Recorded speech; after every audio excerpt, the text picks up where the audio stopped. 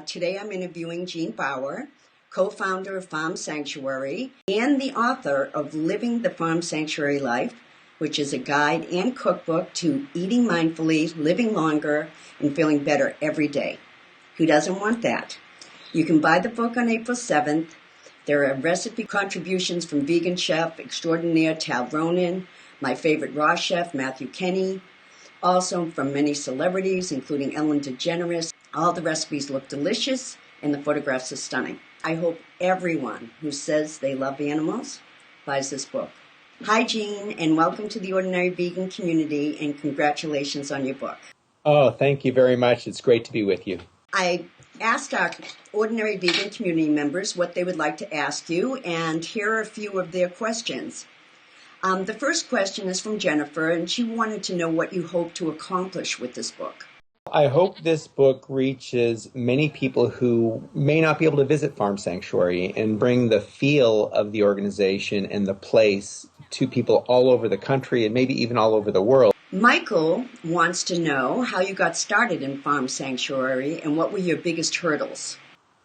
Well, I always wanted to do something positive in the world. I didn't want to be a cog in a wheel of a system that I thought was causing so much harm. And the more I learned about factory farming, the more I recognized that it was something that needed attention. It was in the 1980s, not too many people were thinking about factory farming and about our food system and the unwitting support that most consumers were giving to it. You know, we grow up with certain habits, eating in a certain way without thinking about it, without recognizing the consequences of our food choices. So in the 1980s, I felt this was an issue that was important. I became a vegan in 1985, started Farm Sanctuary in 1986. And at the time, we wanted to expose factory farming and show people what was happening and wanted citizens just to be aware and then ultimately to make choices that were not going to support that abusive system. I think the hurdles then and even today are habits. People have certain routines that they grow up with. And sometimes those habits are not healthy, but change can be scary, and that the fear of change and the adherence to certain habits have historically been primary obstacles, and they are still today. I think the fact that there are more vegans and more awareness about vegan living today is very encouraging. We are social animals. We tend to influence those around us. So the more vegans there are, or the more people there are thinking about their food and eating more mindfully, the more that will influence others. So, you know, we're up against a mainstream status quo that supports a very abusive factory farming industry. And that is now and has always really been our primary obstacle. Thank you. Sharon Davis wants to know, where do you get all the food to feed the animals? Well, you know, we actually have a local mill near our farm in Watkins Glen that produces vegan food for the pigs. And this is just local grains primarily that go into the food. In the case of cows and sheep, they are ruminating animals, meaning they go out and graze and then ruminate. They chew their cud. And so when it's summer at the farm in New York, for example, they can graze and get a lot of their own food because they primarily eat grass. We got this question a lot. Minka wants to know, how do you maintain your mental well-being while confronting all the cruelty you see towards animals? Yeah, going into these factory farms, especially in the early days, was very, very difficult. You know, you would see terrible things. You'd see animals in cages, screaming to get out, clanking against the bars, and often there was nothing you could do about it. With Farm Sanctuary, one way we have coped over the years has been to rescue individuals and to watch those animals heal. And as those animals heal, in a sense, we also heal. So my general approach to this whole thing is to focus on what you can do and reluctantly and sadly accept things that you can't change. It's the old serenity prayer. You know, give me the strength to change the things I can, or the courage to change the things I can, the, I guess, serenity to accept the things I can't change, and the wisdom to know the difference. And so There's a lot of bad things in the world. And when you deal with these issues, especially, you confront them directly. But it's important not to dwell in that and not to go down that spiral, but to acknowledge the bad things that are happening, but then to focus on the good things you can do. And the more good things you can do, the more attractive those are to others, and they tend to build momentum and can become contagious. Just as cruelty and callousness, in a sense, is the norm and has become contagious in the factory farming system, kindness and compassion can also become contagious. We rub off on those around us, and so my goal is really to focus on the good things we can each do, and try to build that. Delia says she lives in a huge city in the middle of a lot of farms, and she wants to know why there's no farm animal sanctuaries near Chicago. Well, there are farm animal sanctuaries popping up all over the country, and I actually think there may be some nearby Chicago. The difficulty is that running sanctuaries can be fairly costly and time-consuming, and it is difficult sometimes for them to be maintained. And ultimately, it's impossible for any sanctuary, including farm sanctuary, to rescue all the animals who need to be rescued. So I think sanctuaries need to exist all over the place, but ultimately the role of sanctuaries is to model a different kind of relationship with animals, one where the animals are our friends, where they are treated with compassion, and where the best of humanity is allowed to express itself, which is the exact opposite of what happens on factory farms, where animals are treated terribly and people, sometimes become monsters in their cruelty. But I think there are some small sanctuaries not too far from Chicago. They may not be that well known at this point. But even if there are, at the end of the day, what we ultimately need to do is change the whole system. And in addition to rescuing individual animals, we need to go upstream and prevent factory farms from continuously mass producing these animals in the first place. Mary, who raises hens, wants to know, what do you do with your eggs? Well, at Farm Sanctuary, we have hens who have been rescued from factory farms, and they still do lay eggs. What we do is we actually hard boil those eggs, and we feed them back to the hens. And the reason we do that is that these birds came out of this battery cage system where they're unable to exercise for years. They have an intense drain of calcium and other nutrients from their bodies by producing like 270 eggs a year each. And so their bones are oftentimes brittle because of osteoporosis.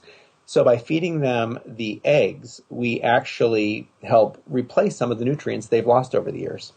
Hannah wants to know, what day-to-day consumables like shampoo and toothpaste, shaving gel do you use? Well, I usually go to a health food store, and I don't really have any particular brand I like. But I think Follow Your Heart is I don't know if they make food things mainly. Tom's, I sometimes use that product, but I'll just usually get what's on sale and just make sure does not have any animal products in it. Do you think it is okay to eat eggs from hens who are allowed to roam free and not confined? At Farm Sanctuary, we don't eat the eggs from the rescued hens because we just don't want to set an example of eating eggs.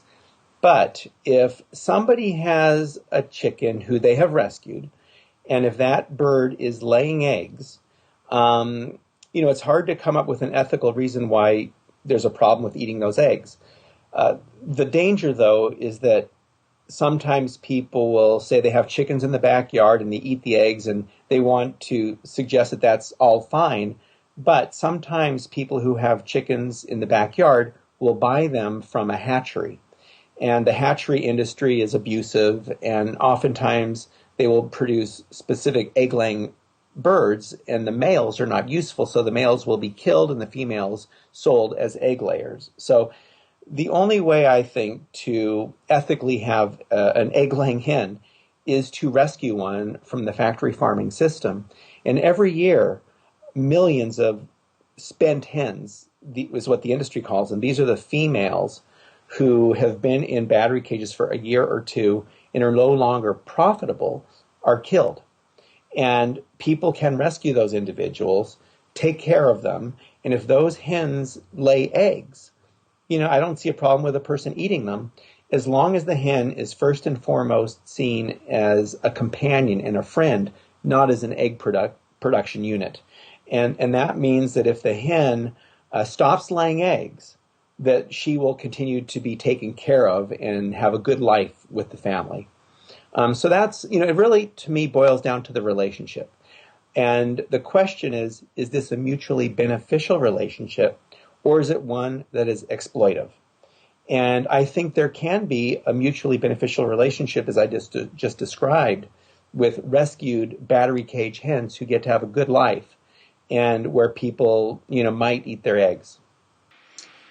We got a lot of questions about the Animal Welfare Acts and the House Committee on Agriculture. Like, how come people aren't doing enough? How come our government isn't doing enough to protect animals, and how did it get so out of control? Well, agribusiness has invested for decades in the political system, and unfortunately, we have the best government money can buy, and the factory farming industry is very influential. So whenever there's been legislation introduced, it tends to go to the Agriculture Committee, which is made up of lawmakers who are very friendly to agribusiness.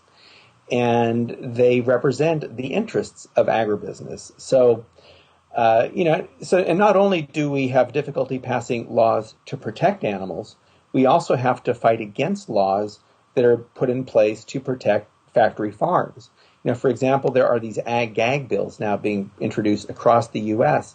to make it more difficult to expose the cruelty of factory farming and to educate consumers about what happens to animals in these abusive systems. So the political process is a real challenge. And I guess what I would say is that the way things are going to ultimately change is as the economy changes and as consumers vote with our dollars for a different kind of food system, supporting plant-based businesses, for example, instead of giving money to the animal industries.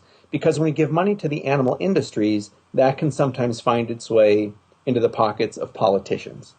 If instead we give money to companies that are acting more responsibly, they will play a larger role in the political process. And it's also important for consumers and citizens to play a role and to show up and to vote and to express our concerns to our elected officials.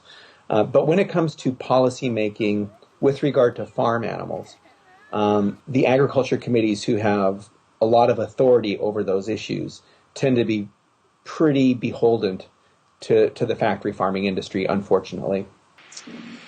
How do we get people to understand how food is without showing them nightmarish videos? I think it is sometimes important for people to see the nightmarish videos so they're aware of what's happening. But it's also okay, I think, for people not to see those if they're already aware. And at Farm Sanctuary, we try to tell positive stories of rescued animals. And in the book, Living the Farm Sanctuary Life, I have beautiful images of people and animals living together in a positive way at the sanctuary, celebrating a positive life instead of exposing the cruelty of animal agriculture. So I don't think we need to see those necessarily. And if people are aware of the cruelty, I think it can sometimes be depressing and detrimental to see those images. But for different people, different things work. Some people, for example, first learn about these issues when they do see these horrific pictures. So I think they do play a role. But we shouldn't feel the need to beat ourselves up and to watch these things over and over again. If we're aware of the cruelty, we don't need to continue exposing ourselves to it. Diane wants to know, what do you say to people who are under the impression that it's fine to consume meat as long as it's raised humanely? Well, there is widespread popular opposition to factory farming now, and that's a very good thing. In response, many food companies have started now marketing products as free range or cage free, and those labels tend to make the conditions sound a lot better than they are. Free range, for example, often means you have animals raised by the thousands in a warehouse with a very small door that goes to a crummy little paddock. And that's technically allowed to be called free range because the animals have access to the outdoors. But access to the outdoors is not defined. So you have these labels that are misleading. And that is the current state of things. And when people talk about how they only eat humane meat, I like to ask them, well, how do you know that? Did you visit the farm? And they usually haven't visited the farm. And they will likely say that, well, it says free range. And then I ask, well, do you know what free range means? Because most of the time people don't know what those labels mean. And as I said, they sound a lot better than they are. But even in situations which are rare, where animals are allowed to live in a relatively decent way, outdoors, for example, in a natural, healthy environment, at the end of the day, they're still killed. And the word humane and slaughter don't fit very well together. So I think that killing is inherently violent, killing is unnecessary, and if we can live well without causing harm, why wouldn't we? And that's the question that I encourage people to think about. If we can live well without killing other animals and causing harm, why wouldn't we? And in fact, by eating plants, we don't only help other animals, we help ourselves, we improve our own health and well-being, we improve the well-being of the planet because animal agriculture is inherently inefficient and wasteful and causes us to use many, many resources, water, fossil fuels, land, that we don't need to use if we're eating plant foods instead. Well, I think that we did have the number one question from the community. Everyone wanted to know if you're single. I live with my girlfriend, so I'm not single. Okay. I'll make sure everybody knows that because the picture on the book looks great. Well, the Ordinary Vegan community wants to thank you, Jean, for everything you do, and congratulations on your new book, Living the Farm Sanctuary Life, which is going to be available on April 7th, but I'm going to have a link so people can pre-order. I actually have some community members who have already done that, and we're here to support you and thank you, and good luck with the book. Thank you very much, and I love what you're doing, raising awareness in a positive, non-judgmental way, just encouraging people to think and ultimately to make choices that are sensible, compassionate, and mindful. And thank you for everything you do as well. Thanks, Jean. Have a great day. All right, you too.